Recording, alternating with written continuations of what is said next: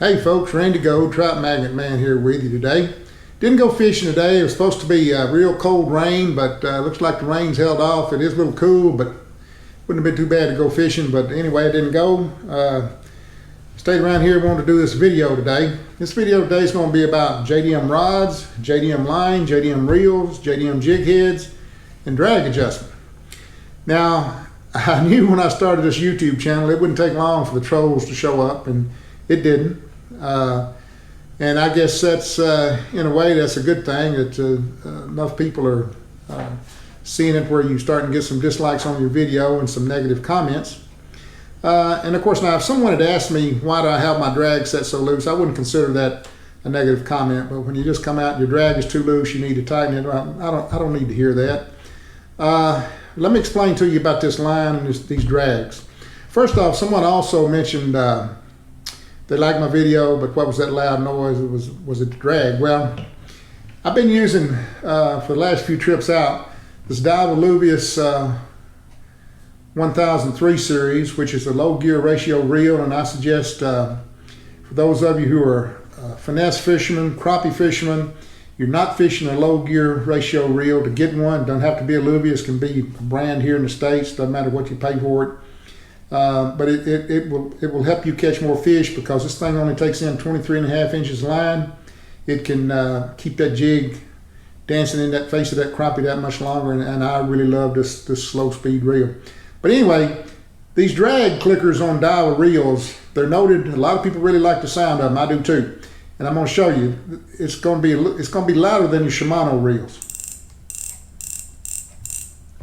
Now I don't know how much that's going to show, how that's going to, you know, audio is going to show, but here's a Shimano Twin Power.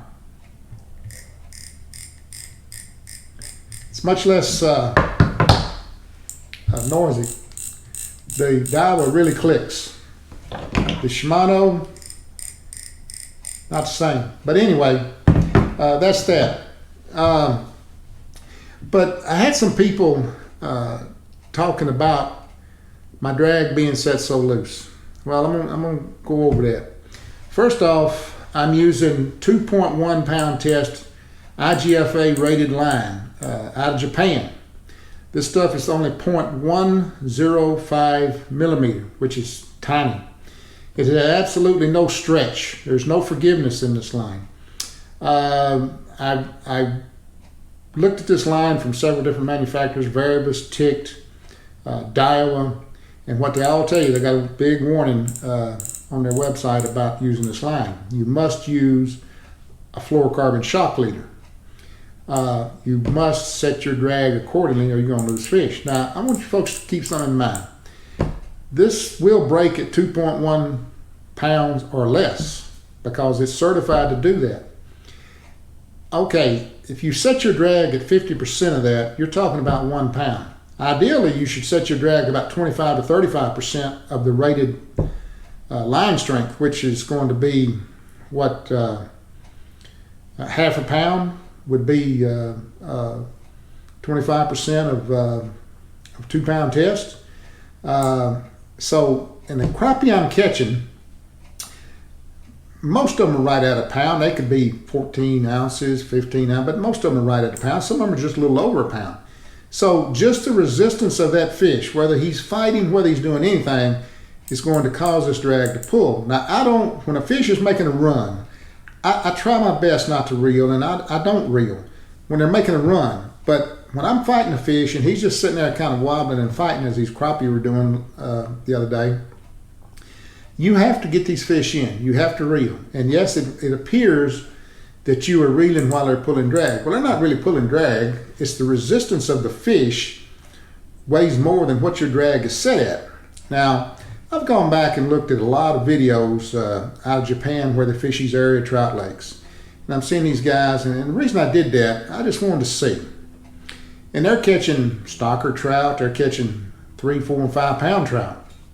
But I knew by watching those videos, I would see they're using light line, and I guarantee you they're using some of this fine line that I'm using.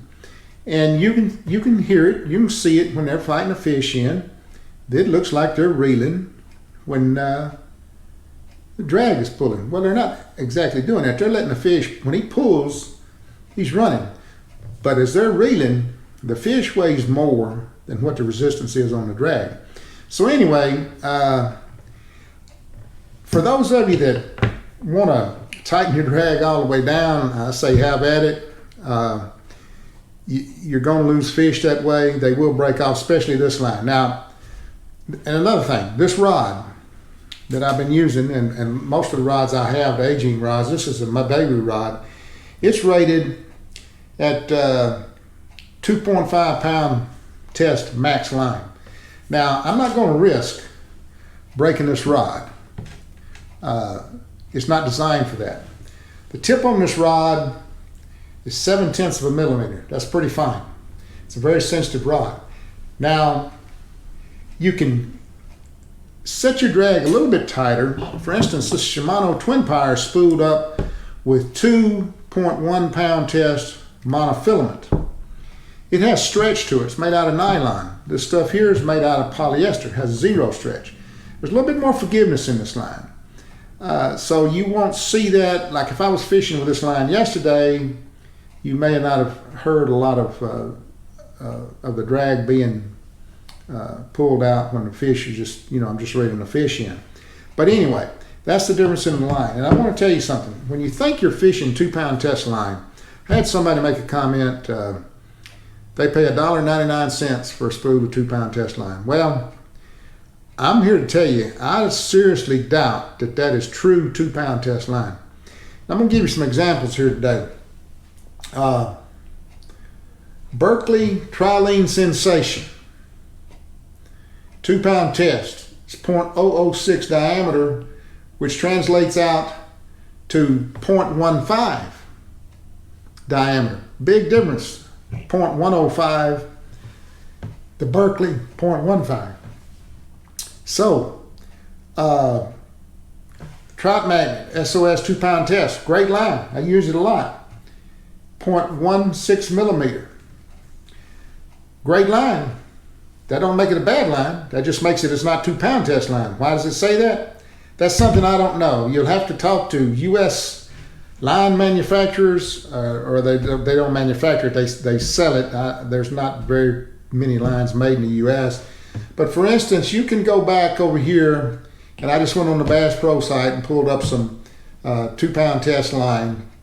Okay, Maxima Ultra Green. It's going to test out a 2 pound test. It's also $15 a spool, one shot. Okay. Your Sunline Super FC Sniper Fluorocarbon line, 0.12 millimeters diameter. You start getting into these P-Line CX Premium. It will test out, and last I knew, it was made in Japan. It will test out at 2 pound test.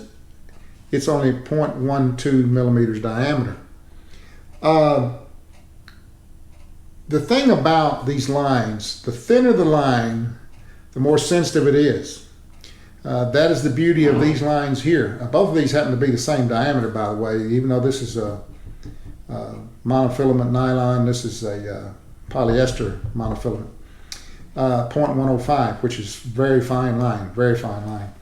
Of course, it's got it listed here as 0.104. I say it's 0.105, it's 0.104. So that is the story on lines. Why does it matter? Well, if you're saying you're catching fish on 2 pound test line, and I did it for years and years and years, you may not be catching fish on 2 pound test line. You may be catching fish on 4 pound or 5 pound test line. I'm going to post a link to a chart. The Japanese silk line ratings out of Japan. For instance, they're listing 2 pound test line as 0.128 millimeter. That's pretty close. But some of these newer lines they're making now, and I don't know when this guy did this chart on Japan Tackle, but it's pretty close. Because I've seen a lot of lines out of Japan, 2 pound, that are 0.125 millimeter. But for instance, you get up here and you look at 4 pound test line, 0.165 millimeter. This is 0.16 millimeters. So you're basically, this is almost 4-pound test line, but yet it's labeled 2-pound test line. As I said, I don't know why U.S. companies do that, but in reality, this line will probably never test out a 2-pound test, and many other lines. It's not just Trout Magnet SOS 2-pound test. This is a great line. It's a fantastic line. I use it a lot for white bass fishing, for smallmouth fishing, because it doesn't break at 2 pounds. It's going to break closer to 4 and maybe about 3.7, 3.6, something like that, but it doesn't break at 2 pounds. So I will include this chart, a link to the chart in the description of the video. And for the Japanese lines, for those of you interested in them, you can go to different sites, Digitaka, you can go to Platt and find lines. These polyester lines, as I've told y'all again, or I will tell you again, that the polyester line has advantages and disadvantages. The advantage is no stretch, it sinks, and the sensitivity is off the charts. It's compared with braid, except it's probably more sensitive than braid. Disadvantages are line manageability and no stretch, because no stretch, you just got no room for forgiveness. But I love fishing with stuff, absolutely love it. Okay, let's talk about jig heads. Got several jig heads here. Now, the jig heads I've been using and the ones I've decided I'm going to use, and I said I wasn't going to use on a regular basis, well, that's where you'd have to call me a liar, because I fell in love with these things and I'm going to use them. It's the Daiwa Gebekijin light game jig. Here's a picture of them. I prefer them over these other jig heads we're going to talk about. I think the hook is a little bit better, but I want you to know when I'm discussing these other jig heads here, I'm going to be probably splitting hairs, because all of these hooks are sharp. They're super sharp. But I like these jig heads. I like the fact that the head of the jig head has eyes. It looks like the head of a bug, which that just appeals to me. I don't know why, but I know one thing, these hooks will stick you. Now, we have another jig head here that I have used. It's made by Cultiva, which has an owner hook on it. Sharp hook. I don't think it's as sharp as the Daiwa jig head, but it's sharp. It's sharper than any micro jig head you could buy here in the States, I can tell you that. Then we have the Micro Darter, which has the Gamakatsu hooks, and they are sharp also. They are very sharp, but I still think the Daiwa hook is sharper. But of course, I want to reiterate, I'm probably splitting hairs here, but this is a fantastic hook. Then we have the Soar skip head jig head, and of course now they make a drag head, they make a skip head, but this is more like a shad dart. I bought these from finessefishing.com, and I'll put a link on there to these jig heads. I will put a link to Platt, to the saltwater page of light jig heads. I won't put a link to each particular jig head. You can figure it out when you get to the page. It's got them all on there. The Soar jig head, Chris Stewart sells at his site. I've bought some. I've used them. I like them. They're good. And I don't know that what hook is on this jig head, which is a company out of Japan. It may be an owner hook, but I don't think it's an owner hook, but it doesn't matter. It's a sharp hook. It's a great design, jig head design. For those of you who just want to try a couple of packs of jig heads, and you don't want to pay, a little bit more shipping out of Japan, you can check out finessefishing.com and go there and order some jig heads off Chris' site, a couple of packs, which is how I got started in this. I ordered a couple of packs of jig heads from his site to see, were they that much better? And the answer to that is yes, they are that much better. Folks, and I keep saying this, I do all this. You can't buy a fishing game. That can't be done.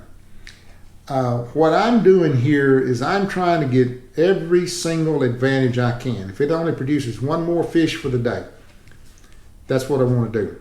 These jig heads they're so sharp, it's going to be very rare for you not to get a good hook set. Very rare.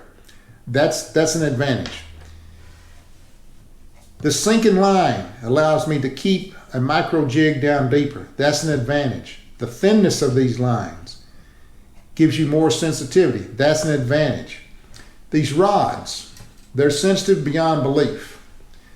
That gives you an advantage. Now, can you catch as many fish without all of this? Probably so. We're talking a difference here of a couple of fish a trip, maybe. It depends on the day too. I mean, it just depends on how, like for instance, crappie. I've been out fishing for crappie before when you couldn't really tell if you were getting a bite or not. And since I'm a cast and retrieve guy, sensitivity is everything to me. Now, a lot of people like to look at their line, and that's why you see I have orange lines here, because I can no longer see the trout magnet green SOS. I can't see it at all, and that really bothers me because I like to know where my line's at. But I can see these orange lines. But I have to say, with these Japanese rods, I feel it at the same time I see it. I mean, these rods are just that good. So, depending on how the bite is, you're going to gain a big advantage using a sensitive rod. It just, you're going to, if you have a $20 ugly stick and you're cast and retrieve on a micro jig, you're not going to feel much. I'm telling you, unless it's a white bass or a largemouth or smallmouth, something that just knocks the living fire out of it. If it's something that can bite finicky like a crappie, you may have some trouble feeling whether you got a hit or not. So that's why I get all this stuff, just to give me an advantage. And folks, I've talked about the advantages that this gives you. The jig heads give you advantage. There's no doubt about that. But that's, you can get a great jig head here, I'm sure, somewhere. The problem is if you're a bass guy and you're fishing a big hook, you can get the owner hooks, the Gamakatsu hooks. But if you're looking to buy micro jig heads in the States, nobody's selling micro jig heads in the States with these great hooks on them. They're just not doing it. And the line is giving you advantage. Now, I've talked about the advantages as to why I do this. But there's another reason I do this. The collection part of it, I've become a tackle enthusiast. I've told you that before. But it's the fun factor. When you pick up one of these rods, you're amazed at how light it is at 1.9 or 2 ounces. I mean, you're just amazed. And then when you fish with one and you feel every shake, and I mean, it's hard to describe. It does increase your fun. And that is why I have the extra ultralights, the super ultralight. I'm going to have another super ultralight coming. It's just that much more fun. And as a guy in California put it, he said, once you pick a JDM rod up, it's hard to put it down. You don't want to put it down. And that's what you get into with this. So there's just a whole lot of fun. And the reels, the smoothness of the reels, especially when finesse fishing. You don't need any hiccups. You don't need any lurches. You don't need any of that. It's just that much more fun. So there are other reasons to fish this besides just having an advantage, at least for me. But I like the advantages that it gives me, but I like the fun factor. The fun factor is off the charts fishing with this stuff. It's completely different than when you're talking about the rods and the reels that are made in Japan. You get here, they're completely different than what you can buy here in the States. They just are, and you will have for ultralight angling, this JDM equipment will give you a lot more fun. And I want to say, I really appreciate the comments I'm getting from those of you who support the channel, those of you who watch. It means a lot to me that you're watching. I want to keep doing these videos. I'm at the point in my life where the more I'm learning each day, since I got into JDM fishing tackle, I get more and more excited as each week goes by about fishing. Some of that may have to do with age, I don't know, but I'm learning more and more every day. And when you start getting into this Japanese stuff, you're going to learn a lot more. You're going to see in many ways why they're so far ahead of us when it comes to fishing, and they are ahead of us. There's no doubt about that. They just are. But of course, now I'm talking about ultralight angling. And I don't think there's any bass guys that's going to be sitting there watching this video, but they are. And ultralight angling, they're years and years ahead of us when it comes to fishing. They truly are. But I hope y'all are out fishing today. I hope you're catching fish. I hope you're having fun. And sore lip 'em all, and life is good.